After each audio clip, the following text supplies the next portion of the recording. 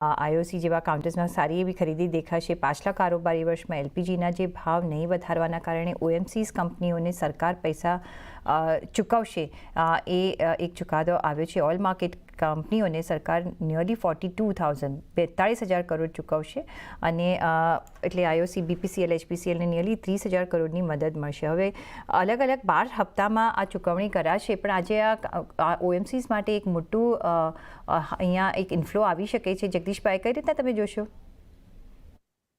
પ્રતિબેન, આ એક જે સબસિડી હતી એલપીજી સિલિન્ડરની અંદર 2024-25માં, એમાં લગભગ 41,680 કરોડ જેટલું નુકસાન આ ઓઇલ માર્કેટિંગ કંપનીઓને થયું હતું। એના આગલા વર્ષમાં પણ આ જાતની સબસિડી ચાલુ હતી, પણ સરકારે ત્યાં સુધી તો બધું કોમ્પન્સેટ કરી દીધું હતું।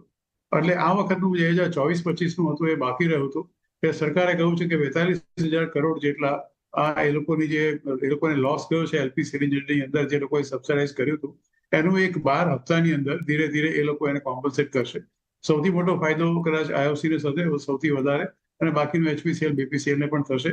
જોકે આ સમાચાર શુક્રવારે ઓલરેડી આવી ગયા હતા બજાર બંધ થયો પહેલા, એટલે એનું ફેક્ટરીને આપણે જોયું હતું શુક્રવારના દિવસે જ। એટલે આજે તમે જુઓ કે ખાસ એમાં કોઈ વિશેષ તમને બહુ ચહેલ-પહલ નહીં દેખાય। એટલે સમાચાર તો ડેફિનેટલી સારા છે, અને બાકીનો જે એ લોકોને નુકસાન ગયું છે એ લોકો જે બાકીના જે ગેસના ભાવ છે એમાં એ લોકોએ વધારો કરીને સરકાર એને કોમ્પન્સેટ કરશે એવી એક વાત અત્યારે આવી છે।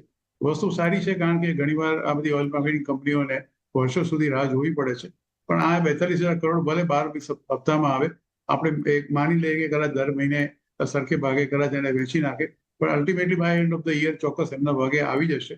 સો સમાચાર તો સારા જ છે। અને બાકીના તમને કહ્યું કે બીજા જે ભાવ ગેસમાં વધારવાનું કહ્યું છે, એટલે આ વખતમાં 25-26ની અંદર એ લોકોને જે એલપીજી સિલિન્ડરમાં નુકસાન જાય છે એમાં નુકસાન કાં તો ઓછું જશે, કાં તો લગભગ એ લોકો લગોલગ અથવા કટોકટ આવી જશે।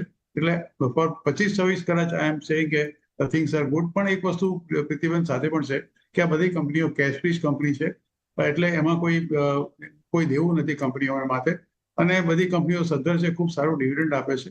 એટલે આ જાતનો એ જે બોજ છે એ લોકો પર પડે છે એ લોકો સહન કરી શકે છે। એટલે તમે એક સેફ ઇન્વેસ્ટમેન્ટ તરીકે કદાચ રોકાણ કરવા માંગતા હો આ જાતના માર્કેટમાં, તો ડેફિનેટલી ઓઇલ માર્કેટિંગ કંપની પર તમારે ચોક્કસ થોડો મદાર રાખવો જોઈએ। તો યસ।